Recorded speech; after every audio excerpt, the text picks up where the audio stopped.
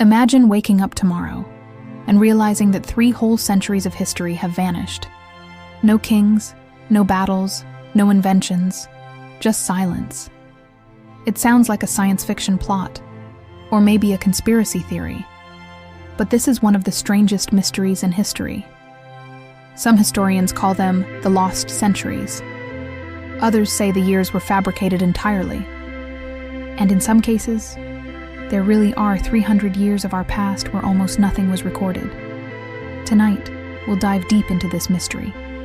From ancient Greece, to medieval Europe, to China's burning books, and even to a shocking theory that suggests Charlemagne himself may never have existed. So sit back, because this is the story of the 300 years of history that disappeared.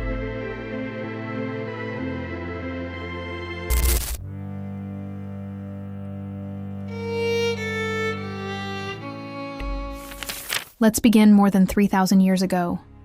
Around 1200 BC, the powerful Mycenaean civilization of Greece collapsed. These were the people who built palaces, traded across the Mediterranean, and gave us the legends of Troy.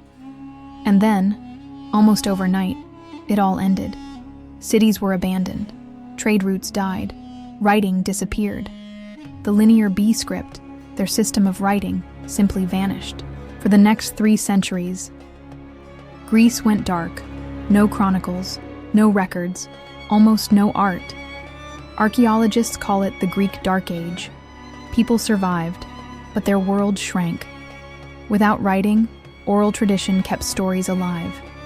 This is when epic tales like the Iliad and the Odyssey may have been born, passed from mouth to mouth, generation to generation. By around 800 BC, Greece re-emerged. The alphabet was adopted from the Phoenicians. City-states like Athens and Sparta began to rise. But for nearly 300 years before that, it's as if Greek history had been erased. Now, jump forward 1,000 years.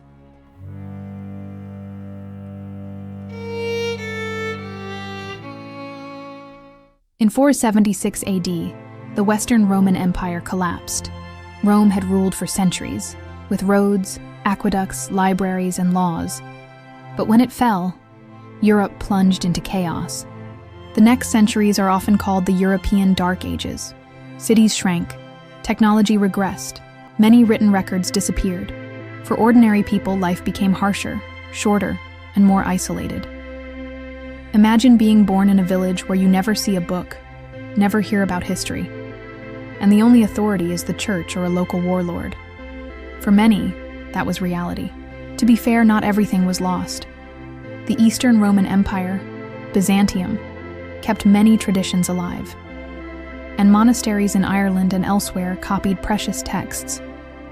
Still, for much of Europe, the centuries between 500 and 800 AD are full of blank pages.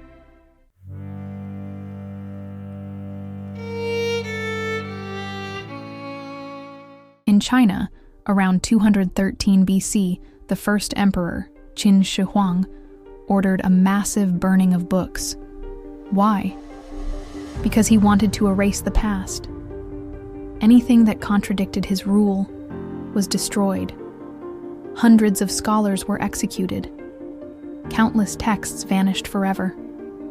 Centuries later, the Mongols invaded Baghdad in 1258. The great libraries of the Islamic Golden Age, where science, math, and medicine flourished, were burned.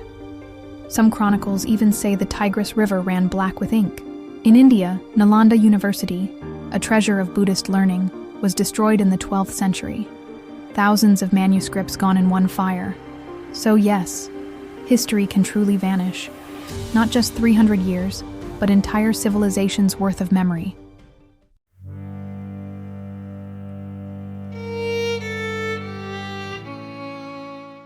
Let's talk about one of the strangest theories ever proposed. In the 1990s, a German historian named Heribert Illig suggested something shocking. Between the years 614 and 911 AD, nearly 300 years of history never actually happened. According to Illig, the early Middle Ages were invented. Yes, you heard that right. He believed that Holy Roman Emperor Otto III, Pope Sylvester II, and Byzantine Emperor Constantine VII conspired to rewrite the calendar. Why? To place Otto's reign exactly in the year 1000, a symbolic number. This theory became known as the phantom time hypothesis. Illig pointed out strange gaps in archaeology. Few building remains from the 7th-9th centuries. Oddities in calendars, like the adoption of the Gregorian reform in 1582.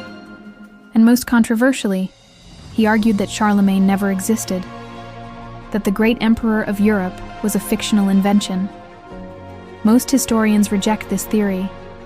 We do have evidence, coins, documents, buildings, that place events in those centuries. But the very idea that 300 years could be added to history fascinates people to this day, because it forces us to ask, how much of history do we really know for certain?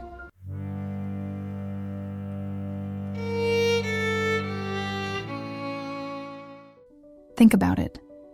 We live in the digital age. We assume our history is safe, recorded on hard drives, servers, and clouds. But what if a global catastrophe wiped it out? What if, 1,000 years from now, all our files, videos, and social media posts are gone? Future archaeologists might find only fragments, a smartphone here, a broken laptop there, and they might argue, this era must have lasted only a century.